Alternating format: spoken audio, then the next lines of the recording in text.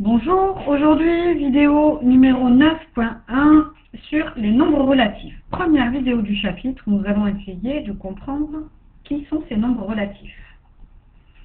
Donc par définition, un nombre relatif est un nombre qui peut être soit positif, soit négatif, soit nul. Par exemple, plus 85. Plus 85 est un nombre précédé, un nombre composé de son signe, qui montre qu'il est positif, le signe plus, et de sa distance à 0, 85. Les nombres relatifs positifs, d'une manière générale, s'écrivent avec un signe plus, ou bien pas de signe du tout, puisque ce sont les nombres que nous connaissions auparavant, sans aucun signe. Les nombres négatifs, eux, s'écrivent toujours avec un signe moins. Par exemple, moins 5,4. Ce nombre est un nombre relatif négatif. La valeur qui est écrite derrière le signe, j'en ai parlé tout à l'heure, s'appelle la distance à 0. C'est ce qui montre à quel point ils sont éloignés de 0. La distance à 0 de ce nombre-là est 85. Celui-ci, 5,4. Dans la vie quotidienne, on les trouve dans plusieurs domaines. Par exemple, la météo, avec les températures. Sur ce thermomètre-là, on peut voir que la limite du mercure ici est autour de 27 degrés. On comprend que la graduation des nombres positifs est au-dessus de 0 pour les températures chaudes et pour les températures froides, les températures négatives sont précédées du signe moins et s'écrivent en dessous de 0. Ici, il fait très froid, il fait moins 18 degrés. Une température de 0 degré, c'est la température de l'eau, lors de son passage de l'état liquide à l'état solide. Lorsqu'il pleut et qu'il fait 0 degré, il se met à neiger. Mais aussi, on peut retrouver des nombres relatifs dans la géographie, avec l'altitude. Donc on va placer le 0 au niveau de la mer et mesurer l'altitude des continents par des nombres positifs puisqu'ils sont au-dessus du niveau de la mer. Donc ici on voit le signe plus, 8000 mètres d'altitude qui est un peu moins que le sommet le plus haut du monde appelé Everest.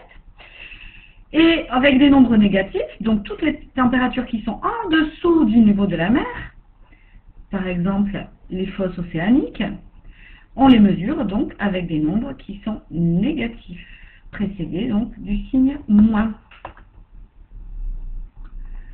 Ensuite, on les retrouve en histoire, lorsqu'il s'agit de frises chronologiques pour étudier le temps. Donc vous voyez par exemple sur cette frise que la préhistoire se termine, donc la limite ici est placée là, avec l'invention de l'écriture en moins 3500 ans. Donc ici on voit tous les nombres négatifs qui se situent avant le 0. Le 0, dans notre société, est placé, l'an 0 en fait, est placé au moment de la naissance de Jésus-Christ. Et tous les nombres, toutes les années qui se sont passées avant sont négatives. Moins 1000, moins 2000, moins 3000. Tout ce qui s'est passé après la naissance de Jésus-Christ est écrit avec un signe plus, donc par des nombres positifs. Plus 1000, plus 2000. Enfin, nous pouvons rencontrer des nombres relatifs à la banque, sur nos relevés de compte. Alors, vous n'avez peut-être pas encore de compte en banque, mais si vous en avez, vous regarderez.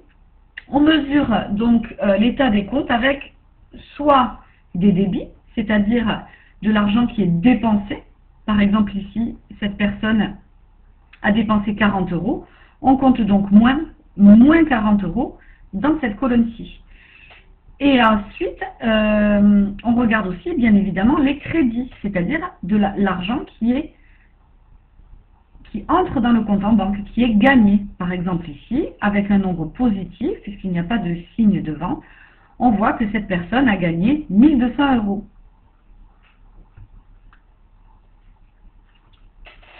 Pour terminer cette vidéo, Voici une définition d'un mot de vocabulaire, les opposés. Lorsque deux nombres ont la même distance à 0, mais attention, pas le même signe, on dit qu'ils sont opposés. Très facile, par exemple, moins 4 qui est négatif et plus 4 qui est positif. Ils ont la même distance à 0, 4, mais pas le même signe. L'un est négatif, l'autre est positif. On dit donc qu'ils sont opposés. Voilà, merci d'avoir suivi cette vidéo. Veuillez répondre aux questions, laissez à la suite.